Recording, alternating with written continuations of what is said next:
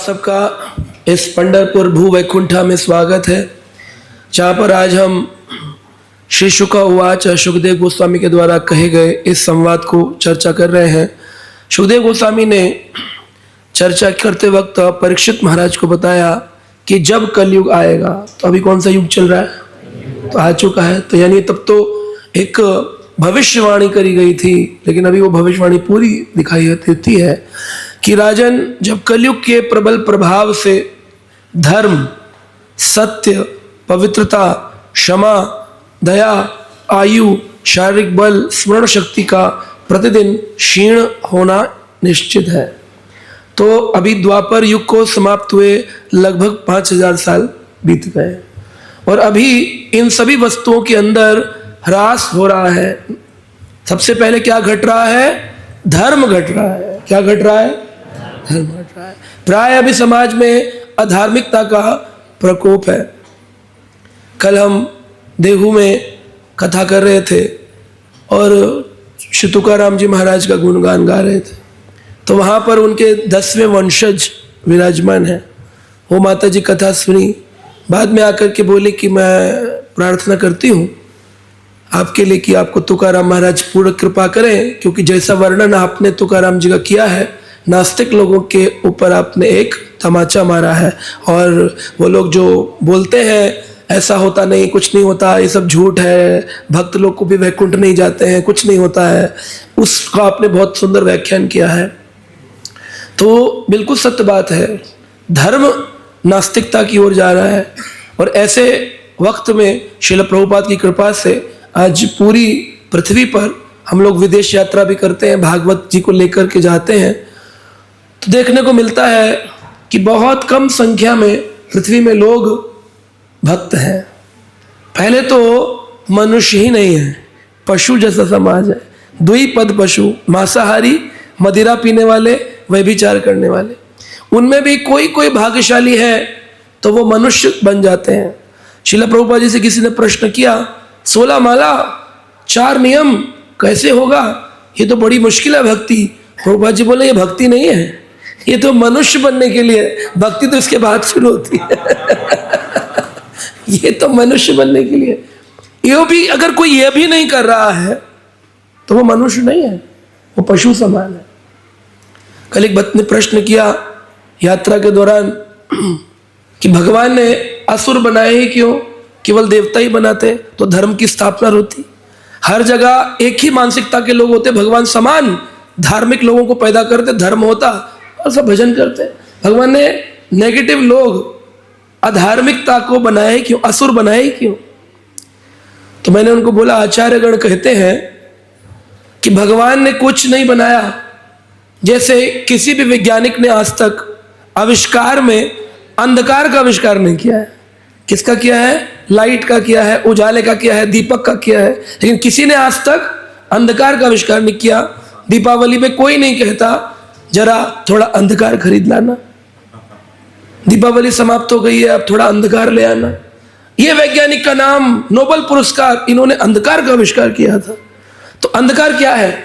बोले उजाले का न होना अंधकार है। तो वैज्ञानिक ने क्या बनाया? उजाला। अंधकार क्या है? उजाले का न होना, तो वो हो गया अंधकार। ऐसे भगवान ने क्या बनाया? धर्म। लेकिन धर्म का न होना क्या हो गया? अधर्म। भगवान ने अधर्म नहीं बनाया। तो भगवान ने कोई असुर नहीं बनाया। शास्त्र कहते हैं विस्मृतम विष्णु असुरः। जैसे कोई व्यक्ति विष्णु भगवान को विस्मृत हो जाता है वो असुर कहलाता है। स्मृतम सततम स्मृतव्यम विष्णु, हमेशा ही विष्णु का स्मरण करे वो देवता हो गया। तो भगवान ने क्या बनाया कि तुम्हें मेरा स्मरण करना है। लेकिन अब इसको जो नहीं कर रहा तो वो कोई मानसिकता नहीं है, वो अच्छी मानसिकता के न होने का उदाहरण है कि इसके बाद अच्छी मानसिकता नहीं, इसलिए असुर है। और जिसके बाद अच्छी मानसिकता तो भगवान ने बनाई है। तो ये बात है, धर्म का धीरे धीरे ह्रास हो रहा है, पवित्रता और सत्यता घट रही है। सत्यता इतनी घट गई है कि कोई किसी पर भरोसा नहीं करता है ना। और प्रभुपाद जी लिखते हैं, लोग ये नहीं जानते कि सत्य है क्या। पर ब्रह्म को जाने बिना केवल काल्पनिक अपेक्षित सत्यों को ढेर लगा देने से जीवन का असली महत्व स्पष्ट नहीं समझा जा सकता है। तो दो प्रकार का सत्य है, सापेक्ष सत्य और निरपेक्ष सत्य, यानी कि एक जो पूर्ण सत्य है।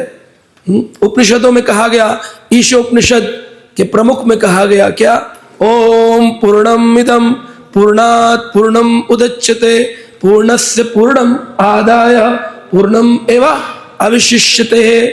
कृष्ण एक ऐसे ईश्वर है जिनमें से जो भी निकलता है वह पूर्ण होता है।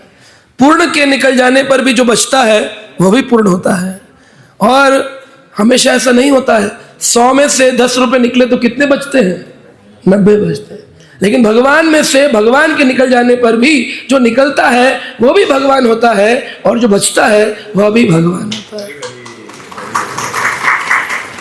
तो ऐसा नहीं कि भगवान, अरे भू वैकुंठा में विट्ठल आ गए तो फिर वैकुंठ में कौन, अरे अच्छा उनका विस्तार होगा ना, थोड़ा थोड़ा उनमें से अंश निकला होगा उनका, हाँ जैसे पिता में से अंश रूप में पुत्र निकला है ऐसा होगा। नहीं नहीं नहीं नहीं नहीं नहीं, ऐसा नहीं है। जैसे कृष्ण है वैकुंठ में वैसे ही कृष्ण है भू वैकुंठ में। इसलिए भगवान में शिला बुद्धि यह सोचना कि पंढरपुर के अंदर आकर विट्ठल जी विग्रह है, इससे बड़ा अपराध इस पंढरपुर यात्रा का और कुछ नहीं हो सकता। किसी स्थान पर अपराध किया हो, पाप किया हो, तीर्थ में आकर के धुल जाता है। तीर्थ में पाप किया हो, वज्र लेप हो जाता है, वो नहीं धुलता है।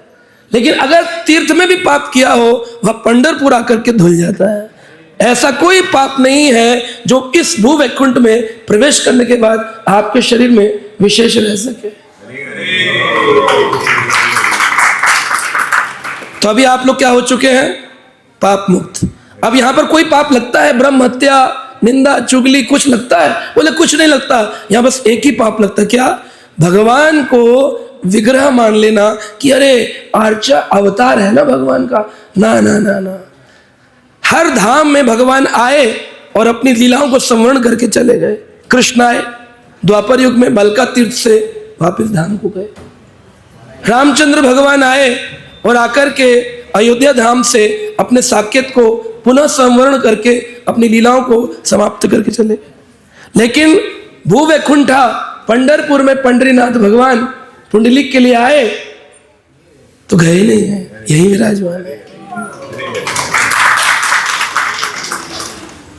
तो ऐसा धाम सत्यम का हास हो रहा है, सत्यता धीरे धीरे घट रही है, दया घट रही है, क्षमा घट रही है, आयु घट रही है। 100 वर्ष के लोग होते थे, 1 लाख वर्ष के होते थे सतयुग में, 10,000 वर्ष के होते थे त्रेता युग में।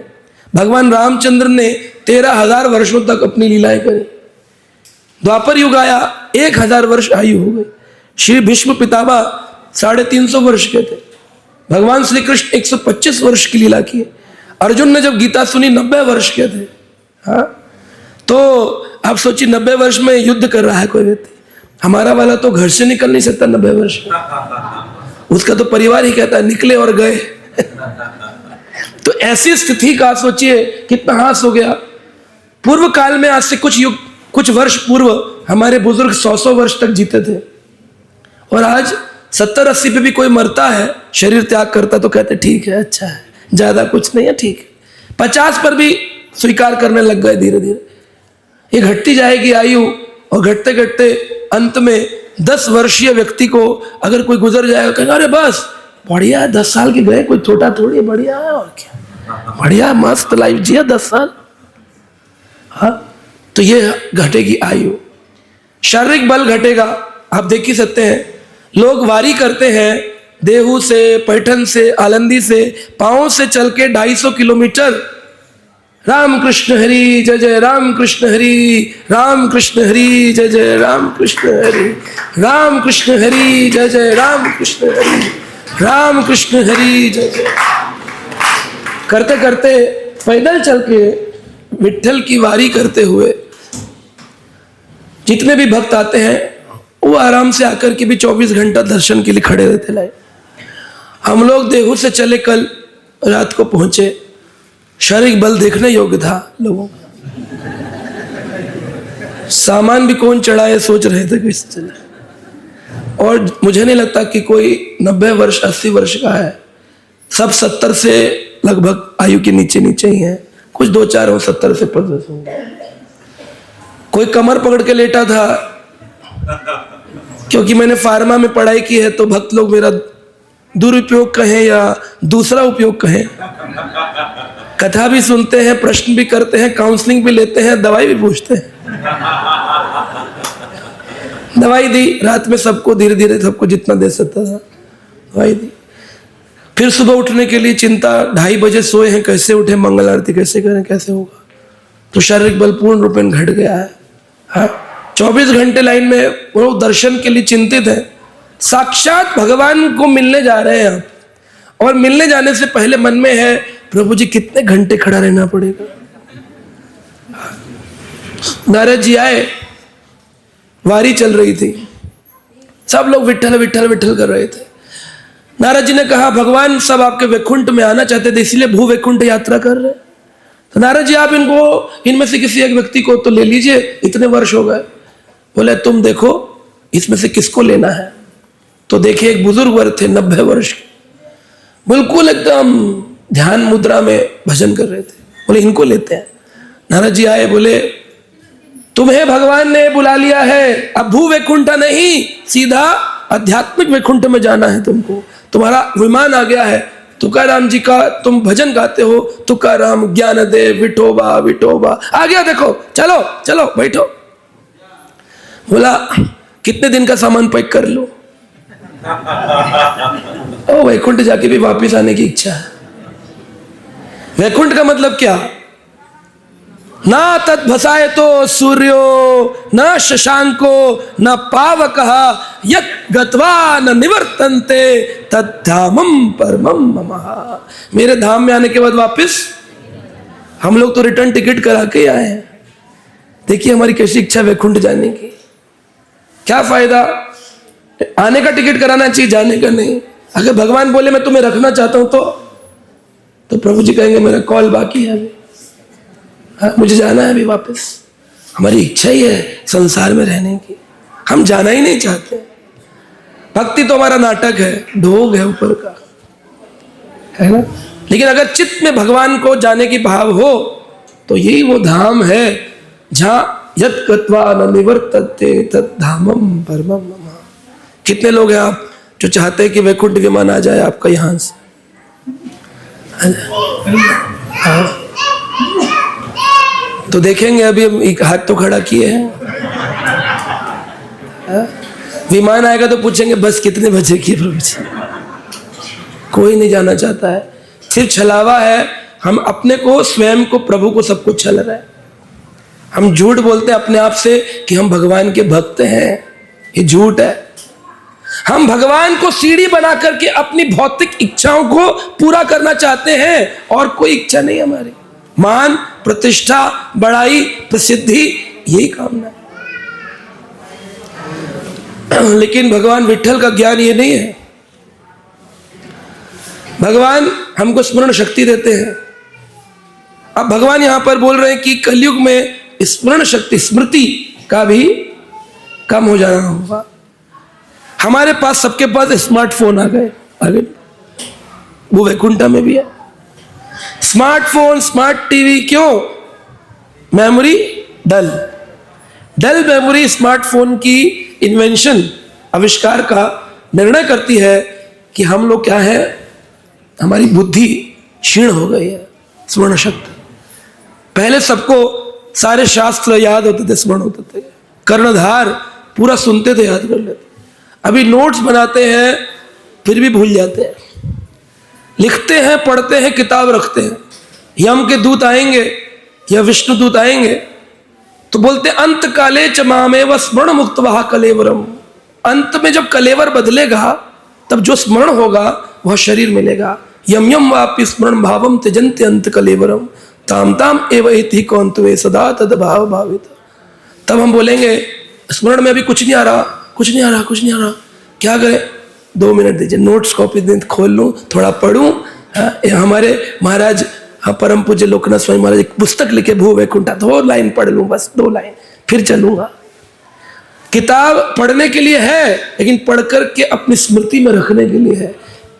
किताब में लिखा ज्ञान किताब में रह जाएगा, आपके साथ कौन सा ज्ञान जाएगा? जो इस किताब से आपने अपने जीवन में आचरण में ले लिया, अपनी स्मृति में लिया, वही ज्ञान है। संस्कार देते हैं लोग, बच्चे को इतना कुछ सिखाते हैं बचपन में। तो किसी ने मुझसे पूछा संस्कार क्या है? मैंने बोला हमने जो आचार्य वाणी पढ़ी है वह बताएंगे। संस्कार का अर्थ है कि माता पिता के द्वारा सिखाया गया जो भी ज्ञान है उसमें से बड़े होने पर जो रह जाए वह संस्कार है। जो रह जाए वह संस्कार है। माता पिता ने बहुत कुछ सिखाया, कॉलेज स्कूल ने बहुत कुछ सिखाया, अभी पूछा जाए कहेंगे याद नहीं है, तो वो संस्कार नहीं है। संस्कार का मतलब जो टिक जाए, जो रह जाए। ऐसी ज्ञान क्या है? ग्रंथ पढ़े, बोले मैंने 400 ग्रंथ पढ़े, मैंने पूरे संसार में तीर्थ यात्राटन किया। प्रभु जी गीता पढ़ी, अरे प्रतिदिन।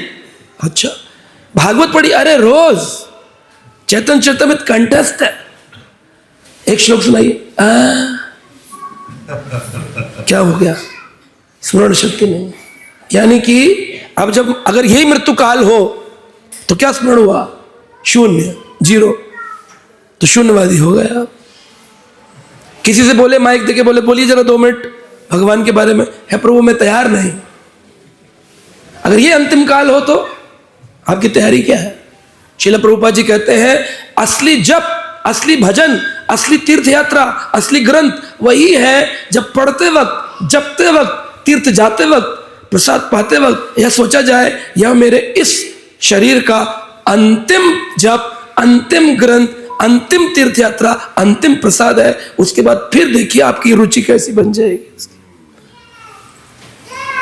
तो हमारी क्यों नहीं बन रही? क्योंकि हम सोच रहे अभी तो बहुत जन्म बाकी है, बहुत जन्म। हमने ऐसे अच्छे कर्म नहीं किए कि हम इंद्र आदि लोकों में जाएं, ब्रह्मलोक में जाएं। बातें तो गोलोक की कर रहे हैं, पर हमारे कर्म कैसे हैं? मनुष्य बनेंगे या नीचे गिर जाएंगे, क्योंकि स्मरण में कुछ भी नहीं है। बोलते हैं नारद जी प्रचार करते वक्त प्रचेतास को बोलते हैं, भगवान को अगर तुम संतुष्ट करना चाहते हो 3 काम करो। आप करना चाहते हो भगवान को संतुष्ट, तो क्या करें इस कलयुग में? कैसे संतुष्ट होंगे? बोले पहला नियम, दयाया सर्व भूतेषु, सभी लोगों में दया करो। दयाया सर्व भूतेषु। अब जो मांस मदिरा खाते हैं वो जीव दया नहीं करते, तो भक्त लोग बड़े संतुष्ट होते, कहते हम तो मांस नहीं खाते प्रभु, हम तो जीव दया कर रहे हैं, जीव दया। लेकिन शास्त्रिक जीव दया क्या है? किसी भी भक्त के साथ ऐसा व्यवहार नहीं करना जिसके कारण उसके दिल में दर्द हो जाए। अनुत्वक्यम करम वाक्यम, ऐसा वाक्य नहीं कहना जिससे किसी के दिल में दुख लग जाए। अगर ये किया तो आपने जीव हिंसा किया है, तो फिर आपने दया का अंग खो दिया है। दया सर्वभूतेषु, सब लोगों में विट्ठल का दर्शन। अंतःकरणे विट्ठला, ऐसा सोच सके सबके हृदय में भगवान, तो आप सबके साथ अच्छा व्यवहार कर सकते हैं। दया सर्वभूतेषु। दूसरा नियम कलयुग में भगवान को प्रसन्न करने का, संतुष्ट येन केन वा, संतुष्ट रहे येन केन। रूम में एसी है तो ठीक है, नहीं है तो ठीक है।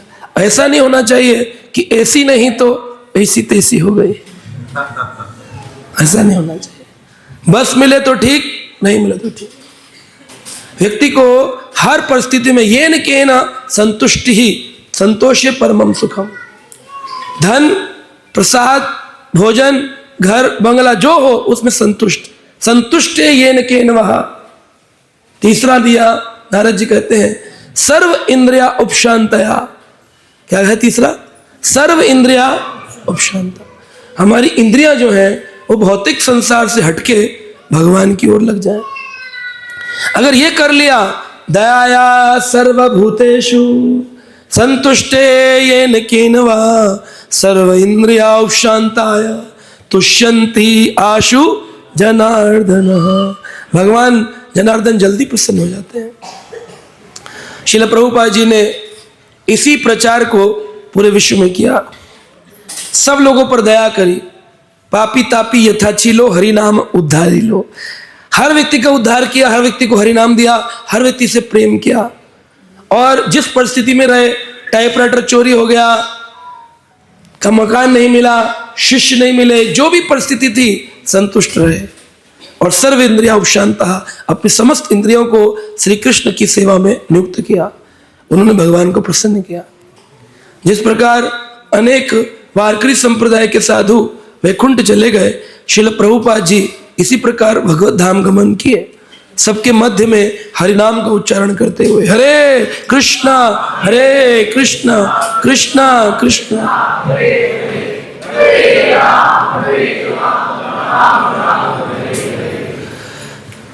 तो क्षमा कर देना एक बहुत बड़ा अंग है। लेकिन हम क्षमा क्यों नहीं कर पाते हैं? क्योंकि हमारे अंदर सहिष्णुता नहीं है। अगर आप किसी को क्षमा नहीं कर पा रहे, इसके अंदर आपके अंदर क्या प्रॉब्लम है? सहिष्णुता नहीं, सहनशीलता नहीं। संसार में सबसे बड़ी शक्ति अगर कोई है तो वो कौन सी है? सहन शक्ति, टॉलरेंस। रोज पढ़ते हैं तृणाद अपि शुनि चेना तरोर अपि सहिष्णुना। तरोर नहीं, पेड़ जैसा नहीं, तरोर अपि, पेड़ से अधिक सहनशील होना है। अगर कीर्तनीय सदाहरी करना है तो तरोर कैसा होता है? एक पत्थर उठा के फेंक के मारा तो पेड़ क्या करता है? डाली लेके छटा, पैसे पत्थर मारा, बोलता है इसे सहन करता है। बोले सहन करता है? बोले नहीं, सहन नहीं करता। पत्थर मारो फल देता है। अरे बाबा, फल देता है पत्थर मारने पर। सोचिए आप, सहनशीलता है। कोई पशु आया जिसने मूत्र विसर्जन कर दिया पेड़ के नीचे, उसको भी छांव देता है। जिसने पेड़ की डंडी काटी है, डाल, और बाद में तना काटने ही वाला है, वो थक करके पसीने से युक्त होकर उसी पेड़ की छांव में कुछ देर विश्राम कर रहा है, उसको भी छांव दे रहा है। अब सोचिए, आपको कोई काट रहा है, आपको पता है अगर इसको नहीं टोका गया तो पूरा ही फिनिश कर डालेगा, तो आप उसके लिए क्या करेंगे? सहन करेंगे या जाएंगे विरुद्ध युद्ध करेंगे? हाँ, सोचिए अपनी स्थिति क्या है। लेकिन भगवान कहते हैं, ब्रह्मा जी ने भगवान कृष्ण की स्तुति में बात कही, तत्ते अनुकंपाम सुसुमिक्षमाणे भुंजान एवं आत्मकृतम विपाकम हत्कर्ण वपु भी विद्धान नमस्ते जीविते यो मुक्ति पदे सदाय भाकम। वो भगवान का प्रपौत्र बन जाएगा, भगवान का उत्तराधिकारी बन जाएगा जीवित रहते रहते। जीवेत यो मुक्ति पद दाय भाकम, जो क्या कर लेगा? तत्ते अनुकंपाम सुस्मिक्षमाणाम भुंजान एवं आत्कृतम विपाक, जो अपने जीवन में आने वाले दुखों को ये सोचेगा ये भगवान की कृपा है। आप बस से आ रहे हैं और बस में 6 की जगह 8 घंटे लग गए, किसकी कृपा मानते हैं? मानते हैं ड्राइवर को, बोलते उल्टा सीधा, लीडर को पकड़ लेते तेरे कारण। अगर प्रभु जी ऐसा ना किए होते, यहां ना रुके होते, है ना। तत्ते अनुकंपाम सुसुमिक्षमाणो, हर परिस्थिति में सोचे प्रभु आ टांग तोड़ दी, जय विठ्ठला विठ्ठला विठ्ठला, बोलेंगे ऐसे? बोले अरे वो वैकुंठा गए, टांग टूट गई, पैर टूट गया, ये हो गया, वो हर परिस्थिति में प्रसन्न रह, वो भगवान का भक्त है। आप देखिए भगवान के उत्तम कोटि के भक्त हुए चोखा मेला जी, है ना। कहते हैं कि हमारे यहाँ जितने भी संत हुए, इनके जन्म के कुछ कारण नहीं पता होते, माता पिता से जन्म नहीं लिए, अद्भुत साधु होते हैं, मिले, बाद में किसने पाला क्या हुआ मालूम नहीं।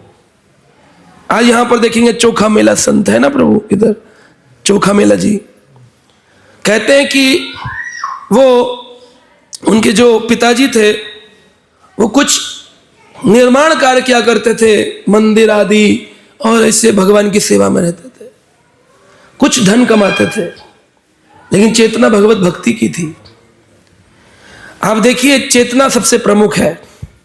मंदिर का निर्माण चल रहा है, भू वैकुंठा, हाँ, परम पूज्य लोकनाथ स्वामी महाराज बना रहे हैं, 20 एकड़ जमीन है जिसमें ये भू वैकुंठ तैयार हो रहा है। हाँ? आने वाले समाज में आपके पुत्र पौत्र प्रपौत्र आदि यहाँ आएंगे, दर्शन करेंगे। हाँ? सोचिए आप कितनी मेहनत है। सन 1982 से ये प्रोजेक्ट चल रहा है, धीरे धीरे धीरे धीरे धीरे धीरे हाँ, हो रहा है, इतने भक्तों का प्रयास लगा है इसके अंदर, चल रहा है श्रील प्रभुपाद की अनुकंपा से। तो यहां पर जो पत्थर तोड़ रहे हैं, ऐसे हमारे भी दिल्ली द्वारका में एक प्रोजेक्ट चल रहा है बड़ा। पत्थर तोड़ने वाले से प्रश्न किया गया, 3 पत्थर तोड़ने वाले थे, एक इधर बैठा था, एक इधर बैठा था, एक इधर बैठा। एक से पूछा क्या कर रहे हो, कह रहे क्या कर रहे हैं, किस्मत तोड़ रहे हैं अपनी। माता पिता ने कहा पढ़ लो, पढ़ लिए होते तो आज पत्थर ना तोड़ रहे होते। दूसरे से पूछा क्या कर रहे हो, कह रहे कुछ नहीं साहब, मजदूरी कर रहे हैं, मेहनताना, मेहनत करते हैं, मेहनत का खाते।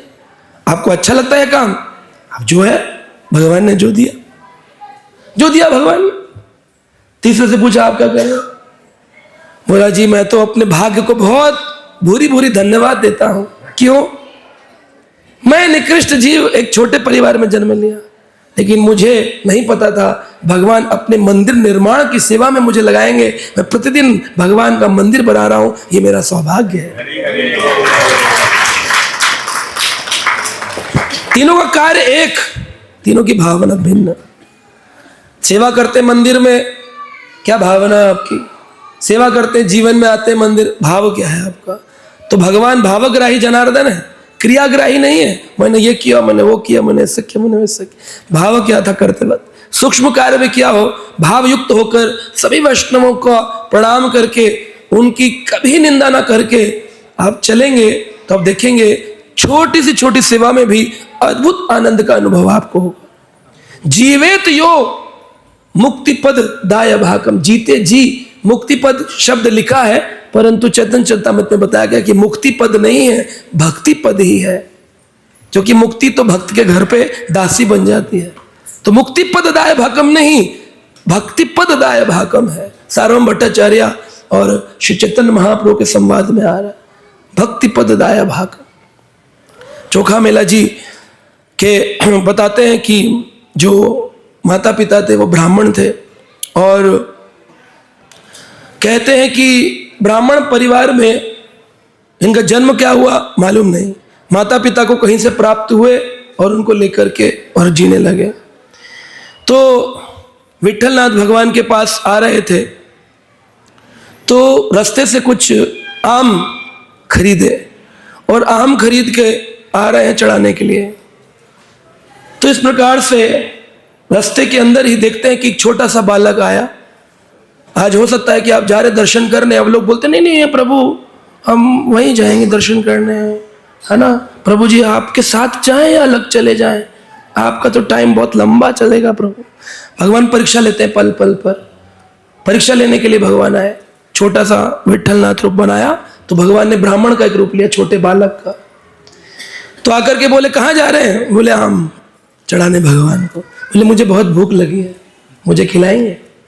तो बोले हाँ हाँ क्यों नहीं, लो एक आम चूसा, फिर अब कहाँ डालें इस छिलके को, ये क्या है भूमि, भू वैकुंठा, वैकुंठ में तो गंदगी करेंगे क्या, पानी की बोतल भी फेंक दी। तीर्थों में धाम में नहीं करना चाहिए। उन्होंने आम खाया, छिलका अपनी झोली में उनकी पत्नी ने भर लिया, फिर दूसरा आम खिलाया, तीसरा, लगभग सारे आम खाए, 2-3 आम बचे, सबका डाल दिया अंदर। तो ये जो ब्राह्मण परिवार था ये क्या हुआ, उन्होंने छिलके को बांध लिया अपनी पोटली में और कंधे पर डाल लिया। कंधे पर डालकर वो 2 आम भगवान विट्ठल को चढ़ाने के लिए चल दिए। तो क्या देखते हैं कि पोटली थोड़ी भारी हो गई है। अब भारी पोटली हो गई, पत्नी बोली वो आम तो थे नहीं, इतनी भारी कैसे हो गई। तो बोले खोलो, ऐसा तो नहीं श्री कृष्ण ने कोई लीला करी हो, फल वाली के फल लेकर के सोना चांदी दे दिया था। तो उन्होंने कहा खोलते हैं। तो खोला तो अंदर से एक बालक निकला। तो बोले क्या रे बालक, इनके घर कोई बच्चा ही नहीं था, और बच्चा मांगने के लिए कहाँ जा रहे थे, विट्ठल भारी कर रहे थे। और जब बच्चा आ गया तो बोले अरे ये कहाँ से आ गया, अद्भुत, क्या नाम रखे। बोले जिसने चोखा यानी चूस करके मेल कराया हमको बच्चे से, इसका नाम रखा चोखा मेला।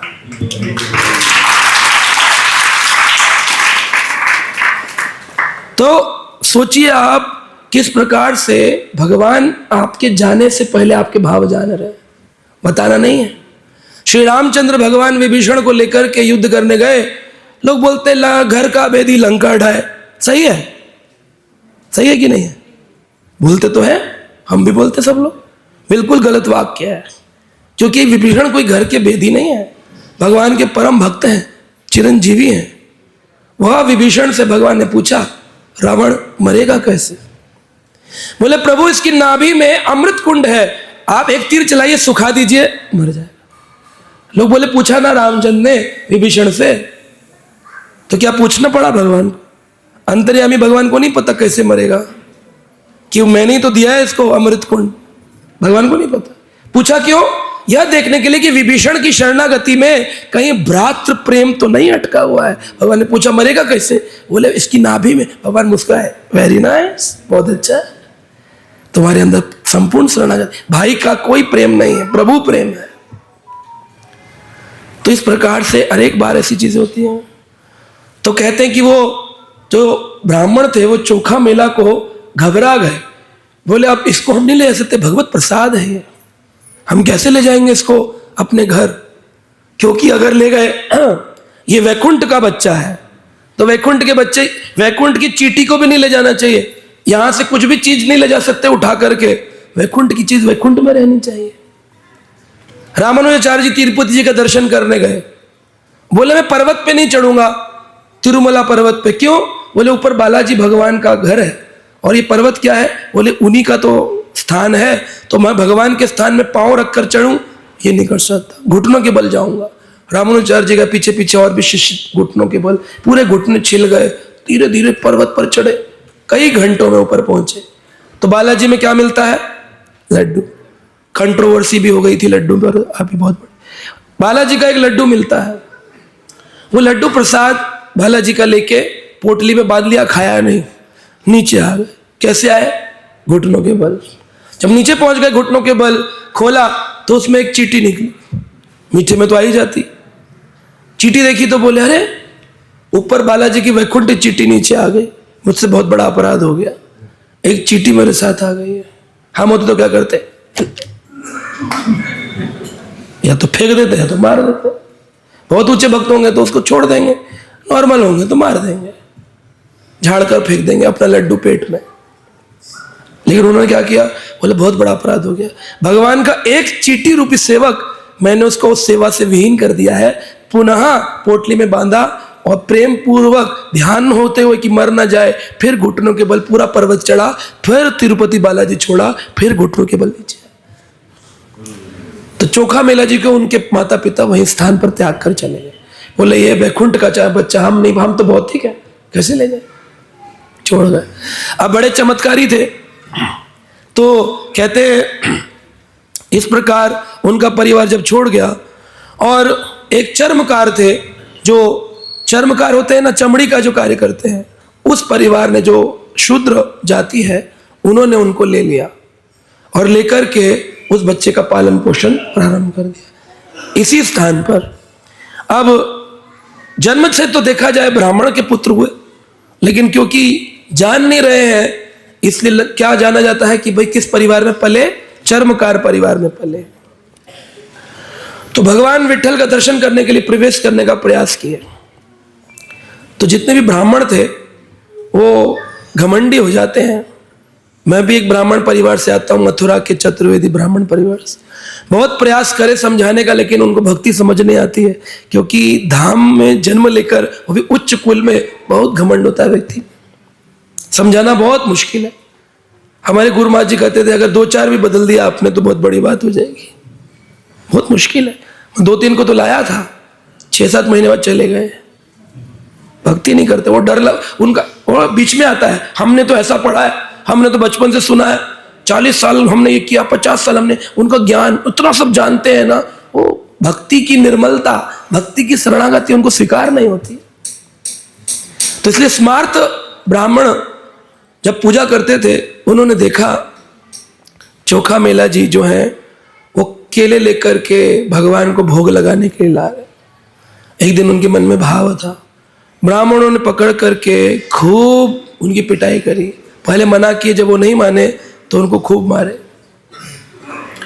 अब जब खूब मार दिए तो कहते हैं इतना चोट लगी, फिर वो अपने गांव में चले गए, चंद्रभागा नदी के उस पार, यानी कि इस पार जहां मंदिर है। बोले चले गए और जाकर के अपने घर में रहने लगे। तो रात को भगवान विट्ठल उनके घर पे आए। कहाँ आए? भगवान विट्ठल। भगवान जब विट्ठल उनके घर पे आए, भगवान ने कहा चोखा मेला दर्द हो रहा है? बोले रहने दो, पहले पिटवाया, पूछ रहे हो दर्द हो रहा? अगर इतने हितैषी हो तो प्रवेश दर्शन दे देना चाहिए था। बोले नहीं नहीं, हमारी परंपरा में पिटाई तो अनिवार्य है। बोले अच्छा प्रभु ऐसा? बोले तुमको नहीं पता, द्वापर युग में हमारी ही बहुत हुई है, हम तुम्हारी क्या बताएं। हमारी माई कभी भी हमको पकड़ लेती थी यशोदा और बांध देती थी उखल से, कभी पकड़ करके हमें डंडा लेकर के भागती थी पीछे, बहुत दंड दिया माँ ने। तो हमारी तो परंपरा में ही चोरी पिटाई हमारा नियम है। तो जो भक्त बनता है उसका थोड़ा तो बनता है। तो भक्त को क्या सोचना चाहिए? तत्ते अनुकंपाम समीक्षमान, अपनी अनुकंपा हुई, पिटाई हुई। आज आप दर्शन करने जाए और कोई धक्का दे दे तो आप क्या सोचेंगे? बदला लेने का भाव रखेंगे कि मैं बताऊंगा इसको, मंत्री जी का लेटर लेके बताऊंगा, देखना वीआईपी दर्शन क्या होता है, ऐसा करेंगे? या कहेंगे अनुकंपा अनुकंपा अनुकंपा। चोखा मेला जी घर में, भगवान बोले अच्छा छोड़ो ना, केले लाए थे सुबह, खिलाओ। बोले रखे खा लो। तो बोले ऐसे करोगे, इतना प्रेम कर तो खिलाओगे नहीं। अब रो रहे थे, रोते रोते छिलका छीलते थे, भगवान को खिलाते थे। भगवान ने कहा वाह वाह बहुत अच्छा हो गया, अब तुमने बहुत अच्छे केले मुझे खिलाए, पर एक मंदिर और है मेरे मंदिर के साथ, उसका नाम है रुक्मणी मंदिर, रुकुमाई। रुक्मणी को कुछ नहीं दोगे? क्योंकि जब से आज तुम्हारी पिटाई हुई है हमने सुबह से कुछ नहीं खाया है। भोग तो चढ़ा रहे हैं लेकिन हम खा नहीं रहे। मैं भी भूखा हूं, रुक्मणी भी भूखी है, मैंने तो खा लिया, अब रुक्मणी का क्या होगा? तो 2-4 केले तो दे दो। बोले अच्छा प्रभु। रोते रोते उनको 2-4 केले रख दिए, पोटली में भगवान ने बांधे, पीताम्बरी में आ गए। इधर जब सुबह काकड़ आरती में सुबह 4 बजे दर्शन खुला तो छिलके केले सब अल्टर में। वो बोले ब्राह्मण लोग बड़ा दुष्ट है ये चोखा मेला है, केले नहीं चढ़ाने दिए भगवान को, तो रात में किधर से घुस करके अंदर डाल गया है। क्या पकड़ो इसको। पकड़ा, दोबारा चंद्रभागा नदी पार करी, पकड़ करके घर के अंदर ही, पहले तो मंदिर में पिटाई की, अब घर में घुस के पिटाई की, डंडों से मारे, खूब पिटाई की भर के, कि पूरा अपवित्र कर दिया है मंदिर प्रांगण तुमने, कोई नियम नहीं आता तुमको, कैसे तुम हो, खूब मारे। और मार के जब ब्राह्मण लोग वापिस आ रहे थे, भगवान विट्ठल ने अपने जो मुख्य महाद्वार उसको बंद कर दिया, प्रवेश नहीं दिया। अब वो कह रहे क्या हो गया, खूब प्रयास कर रहे कैसे खुलेगा कैसे खुलेगा, लेकिन खुल नहीं रहा, बहुत प्रयास करने पर भी नहीं खुल रहा है। तो आवाज आई, बोले क्या हो गया? बोले भगवान खोलते क्यों नहीं है? भगवान ने कहा कि अगर तुम्हें दरवाजा खोलना है तो तुमको ये पता होना चाहिए कि मेरा दरवाजा खुलता है मेरे भक्त के माध्यम से। अहम भक्ता पराधीनो ही असतंत्र ही ध्वज। हे ब्राह्मण, मैं असतंत्र हूं, स्वतंत्र नहीं हूं। मैं कहता हूं अभिज्ञ स्वराट, लेकिन फिर भी मैं अभिज्ञ, जिसके बारे में तुम्हें ज्ञान नहीं है। स्वराट मेरे स्वतंत्रता की घोषणा होती है, लेकिन मैं दुनिया में 33 करोड़ देवताओं को नियंत्रित करता हूं, अखिल ब्रह्मांडों को नियंत्रित करता हूं, लेकिन स्वयं भक्तों से स्वतंत्र, भक्तों से मैं परतंत्र हो जाता हूं, उनसे मैं नियंत्रित होता हूं। भक्तों का प्रेम मुझे बांध लेता है, प्रेम की जंजीर से बंध करके मुझे जाना पड़ता है। भगवान परिश्रम देखते भक्त ने कितना किया। परिश्रम दृष्टवेन कृष्ण आसीत स्वबंधनात्, स्वयं बंधन में आ जाएंगे। आप केवल परिश्रम करिए भगवान को बांधने का, प्रेम करने का। बोले तुमने मेरे भक्त का अपराध कर दिया, केले नहीं खाने दिए तो केले में जाके खाया, लेकिन इतना मारा तुम लोगों ने, अब दर्शन नहीं। बोले फिर खुलेगा कैसे? बोले आप परमानेंट विट्ठल दर्शन बंद। बोले आप तो कभी जाते नहीं। बोले रहूंगा, तुम लोगों को दर्शन नहीं दूंगा। बोले फिर कैसे होगा प्रभु, सेवा कैसे चलेगी? क्षमा कर दीजिए। एक ही बार को क्षमा हो सकती है, सारे ब्राह्मण पालकी बनाए, पालकी में चोखा मेला जी के गांव जाए, चोखा मेला जी को बिठाएं, वारी जैसे करते हैं, ज्ञानदेव की वारी, हाँ तुकाराम की वारी, पालकी चलती है, इससे बिठाओ, चोखा मेला को पालकी में लेकर आओ, पूरा कीर्तन करते हुए अंदर तक जब आओगे तब पहले वो दर्शन करेंगे, तब तुमको दर्शन मिलेगा।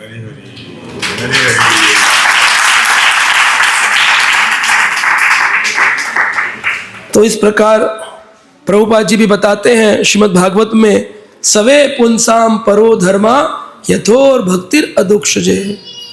अदुक्षत भगवान की भक्ति सवे पुंसाम, हर व्यक्ति के लिए है। ये नहीं कि केवल एक जाति, एक समुदाय, नहीं, सवे पुंसाम परो धर्मा, क्या है परम धर्म, यथोर भक्तिर अदुक्षजे। उस अदुक्षज भगवान जो आंखों के दिखते नहीं है, प्रत्यक्ष परोक्ष का ज्ञान है, उन प्रभु को पाने के लिए सिर्फ आपको भक्ति का प्रयास करना है। हम देखते हैं कि ऐसा ही प्रयास अनेकों बार अनेक भक्तों के द्वारा किया गया है। एक भक्त थे जानोदेव और उनकी पत्नी सत्यवती, बड़े भगवान के भक्त थे। भगवान ने उन पर कृपा करके उनके घर में एक पुत्र दिया, जिसके नाम पर ये भू वैकुंठ का नाम पंढरपुर हो गया। क्या नाम था? पुंडलीका। पुंडलीका। तो नियम भी यही है, परिक्रमा दर्शन करने जाओ तो पुंडलिक का दर्शन करो। अब समाज में क्या नियम फैला, पुंडलिक ने माता पिता की सेवा की तो भगवान मिले, इसलिए माता पिता की सेवा करो, भगवान की तो होती रहेगी। भगवान की करने के लिए तो बहुत सारे भक्त हैं इस्कॉन के अंदर। हाँ, माँ बाप की जब हमको करनी चाहिए। तो ये श्रद्धा बहुत बड़ी कथा है, संक्षिप्त में मैं बता रहा हूं। भगवान ने उनको पुंडलिक जैसा पुत्र दिया, लेकिन पुंडलिक पहले तो बात सुनता नहीं था, शरारती था, लेकिन जब बड़ा होने लगा, विवाह हो गया, उसके बाद तो पुंडलिक ने माता पिता से दुर्व्यवहार करना शुरू कर दिया। बुरा बुरा व्यवहार करता था, धक्के मार कर निकाल दूंगा, ये कर दूंगा, वो कर दूंगा, खाना नहीं दूंगा, बहुत कष्ट देता था। एक दिन पुंडलिक के घर के बाहर कुछ लोग काशी यात्रा के लिए जा रहे थे। उन्होंने पूछा, काशी क्या है?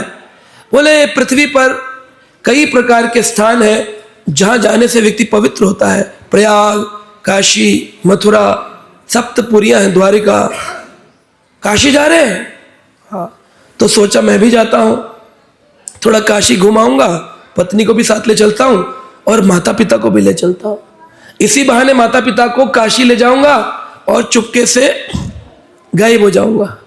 जब गायब हो जाऊंगा तो माता पिता ढूंढते रहेंगे, बूढ़े हैं वहीं रह जाएंगे, मेरे घर में कलेश खत्म हो जाएगा। ये बूढ़ा बुढ़िया की सेवा हमें नहीं, वैसे तो करता ही नहीं था, हमारे घर से दूर करने का नियम। अभी ऐसे दिल्ली में भी कई सारे हो गए। एक बार मुझे फोन आया एक एनजीओ से, वृद्धाश्रम, बोले आपको यहाँ पर कथा करनी। मैं गया कथा करने, वृद्ध लोग थे। तो एक वृद्ध ने अपनी कहानी बताई। बोला, मेरा बेटा फोन किया इस एनजीओ में कि मैंने आज सुबह आपके अकाउंट में 5 लाख रुपए ट्रांसफर किए हैं। मैं चाहता हूं मेरे पिताजी को आप रखें अपने पास, और फिर लेकिन उनको नहीं पता चलना चाहिए, आप हमेशा के लिए उनको रख लीजिए। बोले, मिलेंगे कहाँ? बोले, देख लीजिए मिलेंगे कहाँ। घर पे आए और पिताजी को बोला, डॉक्टर को दिखाने ले जा रहा हूँ। वहाँ ला करके लाइन में लगा दिया डॉक्टर की। वो एनजीओ का जो क्लिनिक था वहाँ छोड़ गया और उनको बोला वो डॉक्टर की लाइन में बैठे, वहाँ से ले लीजिए। पिताजी सोच रहे बेटा डॉक्टर की लाइन में लेके आया तो फिर लेके भी जाएगा, वहीं से वो आ गए। एक वृद्ध ने बताया, मेरे बच्चों ने फोन किया कि ले जाइए, हमने देखा है कूड़े के ढेर में कोई बूढ़ा बुजुर्ग पड़ा हुआ है। तो हम जब पहुंचे वहां पर उठाने, बाद में जब पता चला उसी के बेटे ने उसको फेंक दिया था। तो ऐसे बहुत दिल्ली में तो बहुत हो गए। अभी पुंडलिक भी सोच रहा था छोड़ आऊंगा फिर घर आ जाऊंगा, मुक्त हो जाऊंगा इनसे।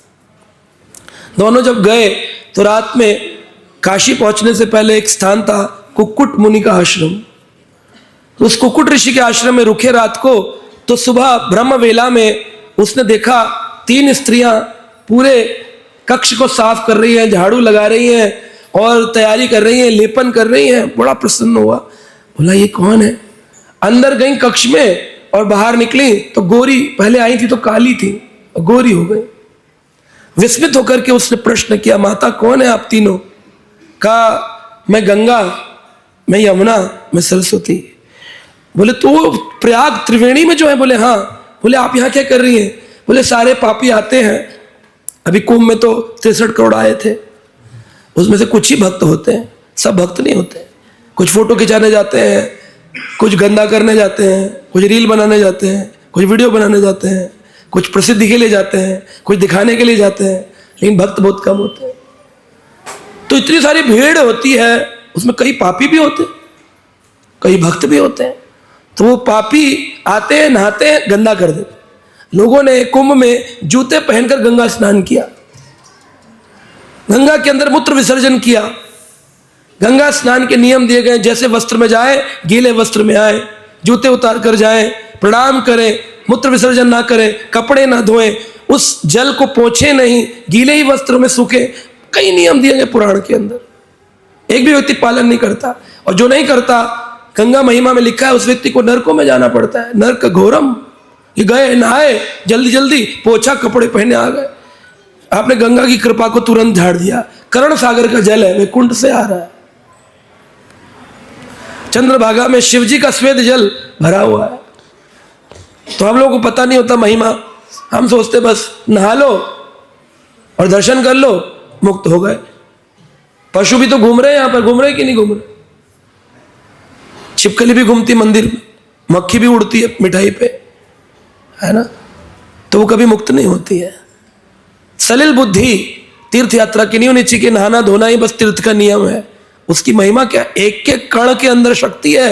चंद्रभागा नदी के, भीमा नदी के एक एक कण में शक्ति है। उस एक जल को भी पा लिया और नहा लिया, दोनों को बराबर फल है ना? तो अपमान नहीं करना, पूरा सम्मान के साथ स्नान, बड़े सम्मान के साथ, नियम के साथ, भजन कीर्तन के साथ, हर वस्तु में भगवत प्रेरणा के साथ कार्य करना चाहिए। तो बोले आप तीनों, बोले पापी आते हैं हमें काला कर जाते हैं, हम कुक्कुट मुनि के आश्रम में आते तो शुद्ध हो जाते। बोले ऐसा इन्होंने क्या किया? बोले उन्हीं से पूछो। कुक्कुट मुनि सुबह उठे, देखा, उनसे पूछा, मुनिवर कैसे 3 देवियां आती हैं, हमने सुना आपके दर्शन करने के लिए? बोला मुझे नहीं पता। बोले आपका आश्रम साफ करती है? करती हूँ। बोले आप कभी काशी नहीं गए, त्रिवेणी नहीं गए? बोले नहीं, मैं नहीं गया हूँ। बोले आप यहीं रहते? बोले हाँ यहीं रहते। तो बोले फिर ये देवियां क्यों आती है? बोले क्योंकि मैं माता पिता की सेवा करता हूँ। और क्यों करता हूँ? क्योंकि मेरे माता पिता भक्त हैं। अब एक नियम है, भक्त माता पिता, मातृगुरु पितृगुरु, वो वही है जो भक्त है। क्योंकि भागवत में इस बात की स्थापना करी, 5वां स्कंद 5वां अध्याय 18 नंबर श्लोक, पितृ न शिष्यात मातृ न शिष्यात सुजनो न शिष्यात गुरु न शिष्यात। वह गुरु गुरु नहीं है, वह पिता पिता नहीं है, वह माता माता नहीं है, जो अपने बच्चों को जन्म मृत्यु चक्र से मुक्त नहीं कर सकते। और जो कर सकते हैं उनकी अवश्य ही सेवा होनी चाहिए, माता पिता सोच के नहीं, गुरु सोच करके। ये गुरु जी हैं हमारे, इन्होंने हमको जन्म दिया, भक्ति सिखाई। पुंडलिक को ये ज्ञान मिला, बोला बहुत अपराध हो गया, काशी नहीं गया, माता पिता को वापस लेकर आया। जब जा रहा था तो खुद बैल पर बैठकर गया, माता पिता को पैदल चलाया। अब जब वापस आया, उन्हीं बैलों पर चढ़ाकर माता पिता को रखकर लाया। पूरा परिवर्तित हो गया। पत्नी को भी छोड़ आया सोता हुआ, लाया नहीं उसको। जानुदेव और सत्यवती एकदम भौचक के रह गए, हो क्या गया हमारे पुत्र को, इतना परिवर्तन क्यों हो गया? बोला बस चुप रहिए, बस चलिए। पूरा निलाना धुलाना खिलाना, वस्त्र सेवा, हर चीज चालू कर दी। क्यों? क्योंकि उनके माता पिता वारी करते थे, उनके माता पिता विट्ठल के भक्त थे, उनके माता पिता बड़े भावयुक्त थे। लेकिन उस समय विट्ठल तो वहां पर है कि नहीं है? विट्ठल तो है, लेकिन किस रूप में है? अदृश्य रूप में है। भगवान तो है ही द्वारिका में। भगवान का उस समय, उस काल में, कहते 28 युग पहले यह स्थान को, उससे भी पहले ये भू वैकुंठ, वैकुंठ तो कभी नष्ट होता नहीं है, ये तो था। ये तो थोड़ी कि पुंडलिक आए, ईंट फेंकी तब विट्ठल आए। तो उससे पहले भगवान कहां? उससे पहले कहां? भगवान तो है ना। भगवान तो कण कण में, विश्व के अणु में जो विराजमान है वो विष्णु है। रामचंद्र भी गए इसी स्थान से, नित्यानंद प्रभु आए, चैतन्य महाप्रभु आए, विश्वरूप आए। ये तो धाम है, ये हमेशा रहते हैं।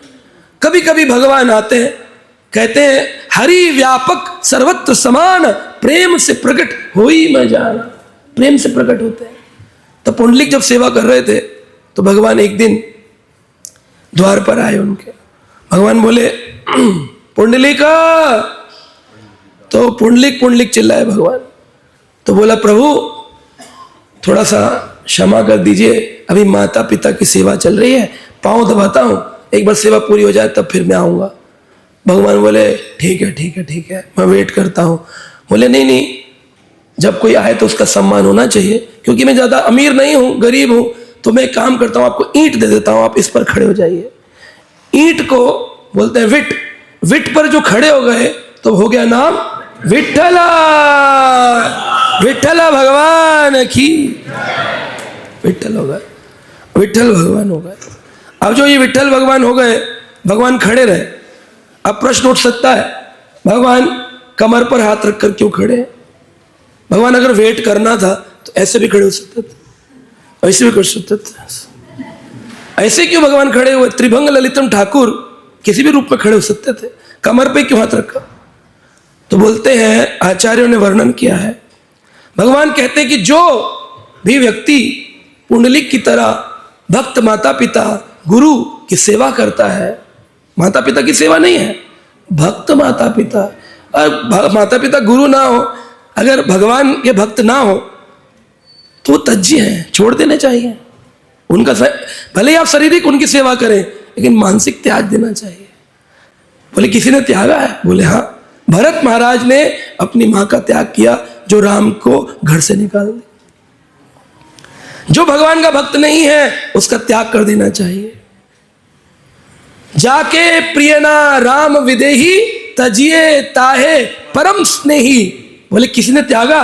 बोले हाँ, विभीषण त्यागो भ्राता, भाई को छोड़ दिया। बलि तजियो गुरु, बलि ने शुक्राचार्य गुरु जी को छोड़ दिया। भरत त्याजो महतारी, भरत ने अपने भाई राम के लिए अपनी मां कैकेयी को छोड़ दिया। ध्रुव ने अपनी पिता को छोड़ दिया, जिसने भगवान भक्ति से अलग किया। अनेक लोगों ने छोड़ा है, तो कोई अपराध नहीं है छोड़ देने में। लेकिन अगर भक्त हो, वो आपकी सहायता करते हो, तो आपको कभी नहीं छोड़ना, बल्कि उनकी अधिक सेवा करनी है, जिन्होंने आपको भक्त बनने में मदद की है। और अगर नहीं भी छोड़ रहे तो पुत्र का कर्तव्य है, सेवा करनी चाहिए, उसमें कोई अपराध भी नहीं है, करनी चाहिए। सभी जीवों की करनी चाहिए, तो माता पिता की भी करो। अब ईंट पर भगवान खड़े रहे, विठ्ठल। तो कमर पे हाथ क्यों रखा? बोले जो व्यक्ति इस प्रकार भगवत भक्ति में लीन होकर गुरुजनों की, वैष्णवों की, माता पिता की सेवा करता है, उसके लिए ये भव सागर का जल कमर तक रह जाता है, वो चल के पार कर जाता है।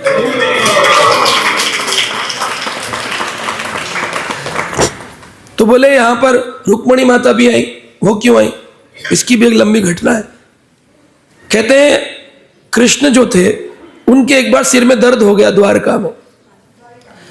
द्वारका में सिर में दर्द हुआ तो उन्होंने बोला, नारद जी मेरे भक्तों की चरण धूलि ले आइए तो मेरा सिर का दर्द ठीक हो जाएगा। अब सिर का दर्द ठीक हो जाएगा तो कहाँ जाए? बोले आप अलग अलग लोक जाओ। सब लोकों में गए, पृथ्वी लोक, भूलोक, भवलोक, तपलोक, जनलोक, मरलोक, सतलोक, किसी ने भी धूलि नहीं दी। हर व्यक्ति कहता था अगर मैं चरण धूलि प्रभु को दूंगा मेरा पतन हो जाएगा, मैं नहीं दूंगा। लौट कर नारद जी दुखी आए, बोले किसी ने नहीं दी। बोले कोई तो होगा? बोले कोई नहीं दिया। क्या व्रज में गए? क्या व्रज में तो नहीं गए। बोले जाइए। व्रज में गए तो गोपियां पानी भर रही थी, मुख्य रानी राधा रानी सब गोपियों के मध्य। बोले क्या हुआ नारद जी, कैसे आना हुआ? बोले आज आप लोगों की चरण धूलि चाहिए। बोले किस लिए? बोले देंगे। कहाँ दे देंगे, लेकिन किस लिए? बोले श्री कृष्ण के सिर में दर्द हो रहा है। हाँ, इतनी देर हो गई बताने में आपको, कृष्ण के सिर में दर्द हो रहा है, तुरंत ले जाइए सारी धूलि। बोले रुक्मणी जी ने बोला, अन्य रानियों ने बोला कि अगर हमारे पति को हमारी चरण धूलि लगेगी तो हमें नरकों में जाना पड़ेगा, तुम लोगों को ऐसी चिंता नहीं है। कह रहे अगर हमारे प्राणेश्वर प्रियतम के सिर का दर्द ठीक होता हो तो हमें करोड़ों बार नरक में जाने को मंजूर है। अच्छा, सबको प्रेम पाश में बांधा, प्रेम पाश में बांधकर उठा के ले आए द्वारिका। राधा रानी को भी लाए और द्वारका नगरी से दूर एक किनारे पर बोले आप लोग यहाँ रुकिए। क्यों? क्योंकि आप माधुर रस में है। क्या है? माधुर रस में है। और श्री कृष्ण द्वारिका में ऐश्वर्य भाव में है। ऐश्वर्य और माधुर्य का मिलन होगा। क्या होगा? ऐश्वर्य और प्रेम का मिलन होगा। इसलिए आप अंदर मत जाइए, हम लाते हैं। द्वारका से दूर ले आए उनको। वहां पर गोपियों ने चरण धूलि श्री कृष्ण पर लगाई। श्री कृष्ण ने खूब उनके साथ लीलाएं करी। राधा रानी ने भी लगाई, सबने लगाई। वही गोपी चंदन बन गया और वो स्थान गोपी तालाब बन गया। उसी को लोग रोज सिर पे लगाते हैं। गोपियों की चरण धूलि जो श्री कृष्ण के मस्तक पर लगाई गई, भगवान के सिर का दर्द ठीक हो गया। यह दृश्य रुक्मणी जी ने देख लिया। रुक्मणी जी बोले, अरे शादी हमसे करी, 16,108 के महल बनाया, प्रेम करते व्रजवासियों में, उम्मे राधा रानी खूब आपका सरोवर में लीला चल रही थी। क्या है ये? हमको तो कभी आपने ऐसा प्रेम नहीं किया। गुस्सा हो गए।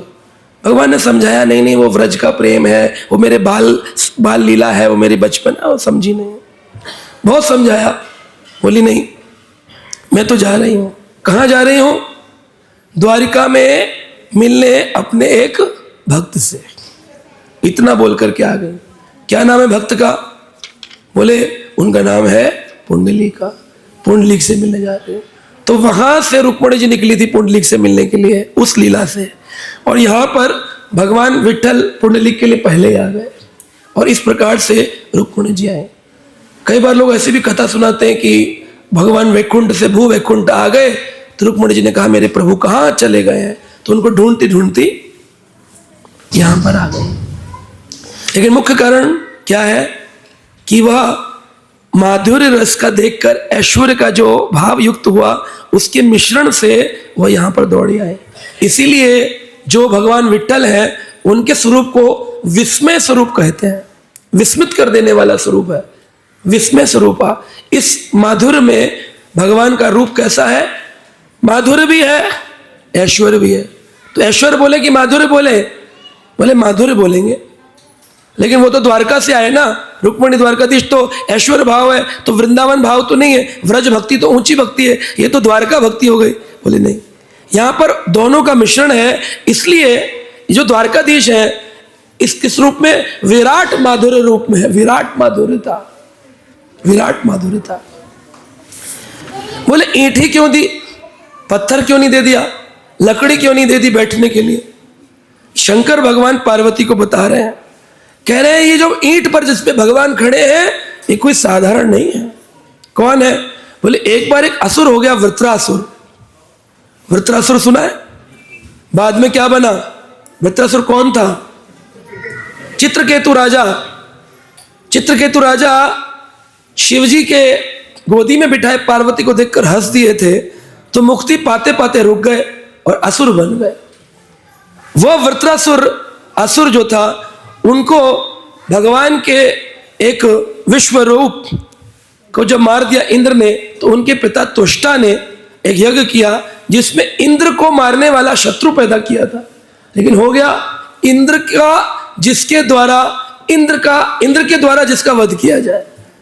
बनाया था कि इंद्र का वध जिसके द्वारा किया जाए, लेकिन मंत्रस्य तंत्रस्य छिद्रम, मंत्र तंत्र में त्रुटि हो गई और वो बड़ा असुर बन गया वृत्रासुर। हमने अभी वृत्रासुर स्तुति पर थोड़ा कथा की थी कुछ दिन पहले, स्तुति संवाद। वृत्रासुर ने बड़ी 4 श्लोकों में स्तुति करी है और चाहता है कि मैं मर जाऊं, जल्दी से जल्दी मरूं ताकि मैं भगवान से मिल जाऊं। कहता इंद्र चलाओ अपना वज्र। दधीचि ऋषि की हड्डियों से वज्र बना, वृत्रासुर मरा। इंद्र को अपराध लग गया, तुमने एक इतने बड़े भक्त को मारा। बोले क्या करें? तो ब्रह्मा जी के पास गए। ब्रह्मा जी बोले देखो अब अपराध का तो कुछ नहीं हो सकता है, भगवान ही अपने चरणों का स्पर्श करें तो तुम ठीक हो सकते हो। इंद्र बोले फिर आप ही कोई तरीका बताइए। बोले कलयुग में एक स्थान है पंढरपुर, जिसे अभी इस काल में वैकुंठा भू वैकुंठा कहते हैं। उस भू वैकुंठ में इंद्र आप चले जाओ, वहां पर आप ईंट बनकर पड़े रहो। बोले कहां पढ़ूं? बोले वहां एक भक्त होंगे, उनका नाम होगा पुंडलीक। पुंडलीक के घर की ईंट बन जाना, और वो जब भगवान आएंगे तो ईंट उठाकर पुंडलीक फेंकेगा, तब भगवान विठल बनेंगे। जब भगवान तुम पर अपने चरणों को स्पर्श कराएंगे तो इंद्र तुम वृत्रासुर के पाप से मुक्त हो जाओगे। यही तो पुंडलीक कैसे पुंडलीक बन गए? एक जन्म में माता पिता की सेवा करके बोले नहीं नहीं, वह तो पूर्व काल के मुचुकुंद राजा थे। राजा मुचुकुंद ने बड़ी देवताओं की सेवा करी थी। देवताओं से पूछे क्या चाहिए तुमको? तो मुचुकुंद बोले अगर आप देना चाहते हैं मुझे 2 वरदान दे दीजिए। एक, थक गया हूं, सोऊं बहुत, और जब उठूं तो मुझे प्रभु का दर्शन हो जाए। तब भगवान ने द्वापर युग में कालयवन का वध कराने के लिए भगवान वहां से मृत्यु के लिए चले। कालयवन पीछे पीछे भगवान के चला और भगवान दौड़ते दौड़ते मथुरा से धौलपुर आए। आपने स्टेशन देखा है ना, धौलपुर आए और आकर के गुफा में सो गए। पीछे पीछे कालयवन आया। भगवान ने उसी गुफा के अंदर क्या देखा? मुचुकुंद राजा सो रहे थे। उनके ऊपर पीतांबर डाल दिया और खुद गुफा के पीछे छुप गए। कालयवन आया, बोला अघोरी नीच, भागता हुआ आ रहा है और अब आकर सो गया। तुझे थकान होती है, सो गया, देख मैं असुर होकर थकता नहीं। लात मारी खींची, लात मारी। अंदर कौन सो रहे थे? राजा मुचुकुंद। उनको वरदान था जिस पर पहली दृष्टि पड़ेगी सोते में जो डिस्टर्ब करेगा वो फिनिश हो जाएगा, पूरा राख। तो उठते ही मुचुकुंद ने जिस पर दृष्टि डाली वो कालयवन था, वो खत्म हो गया। ये भी नहीं पूछ पाए हु आर यू। बोले आधार कार्ड तो बचा होगा, वो भी नहीं था, सब खत्म, जीरो, राख हो गए। और बड़े गिल्टी हो गए, ग्लानि से भर गए। बोले पूछा भी नहीं कौन थे, पूछना तो देते कौन थे, कौन था। बड़े आंखों में आंसू, किसका पुत्र जल गया, कौन था, पशु था, कौन था, पता ही नहीं चला। उन्हें लात मारी, वो उठे, जब तक आंख खोली तो भस्म। अब बड़े ग्लानि में भर गए। तभी अचानक पूरी गुफा में एक उजाला प्रकाशित हुआ। उजाले को देख करके पूछे अरे इतना उजाला कौन है? भगवान बोले तुमने क्या कहा था? सोऊं। एक तो लंबे काल तक सतयुग से सो रहे हो, त्रेता निकल गया, रामचंद्र आए चले गए, तुम सोते रहे। अब मैं आया हूं द्वापर में, तुमने कहा था मेरे दर्शन करने, लो करो। हाँ प्रभु, स्तुति की है, स्तुति है, मुचुकुंद स्तुति, उस पर भी हमने कथा की अलग से, मुचुकुंद स्तुति की। स्तुति करने के बाद बोले भगवान आनंद नहीं आया, मैं तो मूर्ख था, सोता रहा, आपने इतने रूप लिए, इतना सब कुछ किया, आपका थोड़ा सेवा करना चाहता हूं। भगवान बोले अच्छा सेवा का भाव है तो ठीक है, एक युग और रुक जाओ, फिर क्या होगा? बोले फिर मैं आऊंगा, तुम्हारे से ही एक धाम प्रकट करूंगा, पुंडलिक के कारण धाम का नाम होगा पंढरपुर। तो वो मुचुकुंद पुंडलिक बन के आए, भगवत भजन किए, माता पिता सेवा किए, धाम सेवा किए, आज भी कर रहे हैं, आज भी उनका दर्शन विराजमान है यहाँ पर। उन पुंडलिक के कारण भगवान विट्ठल आए। तो कौन है पुंडलिक? मुचुकुंद। ईंट क्या है? इंद्र। इस प्रकार से सारी लीला है।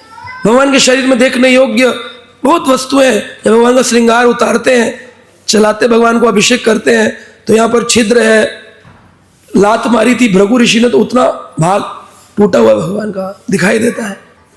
और भी साक्षात भगवान, ये नहीं कि बना रहे थे विग्रह तो कील से टूट गया, क्या विग्रह तो बना नहीं, विग्रह तो है ही नहीं, सोचना ही नहीं, सोचा तो अपराध। तो यहाँ छेद है भगवान के पैर में, एक छेद है। एक भक्त आए थे, सोचे बोले साक्षात भगवान है क्या? पैर छूते छूते दबा दिए थोड़ा सा, जैसे आपको कोई ऐसे दबाए बहुत देर तक तो निशान पड़ता है कि नहीं? तो पैर में भगवान के निशान पड़ गया। आज भी है, भक्त ने दबा दिया जोर से कि साक्षात भगवान है कि पत्थर है, दबाया तो निशान पड़ गया। आज भी है भगवान का निशान। तो अब आप भगवान, इसलिए भगवान का दर्शन क्या बिना भक्त की कृपा के हो सकता है? चोखा मेला मंदिर बनाया, बहुत अनेक स्थान बना दिए, गोवर्धन, गोपालपुर में भगवान कहते हैं मध्या काल लीला में गौ चरण करने इसी धाम में आते हैं। उनके गाय के खुर का निशान भी है, अनेक स्थान है यहाँ दर्शन के। हाँ, तो इसको ऐसा नहीं समझना चाहिए अरे व्रज नहीं है, कार्तिक में तो वृंदावन जाना चाहिए, तब प्रभु जी पंढरपुर आ गए। कहते हैं यमुना और गंगा तीर्थ जाने से जो फल मिलता है उसका 16 गुना ज्यादा फल पंढरपुर तीर्थ चंद्रभागा पर आने का मिलता है। मैं नहीं बोल रहा हूँ, पद्म पुराण में लिखा है। स्कंद जी प्रोजेक्ट डायरेक्टर है यहाँ के।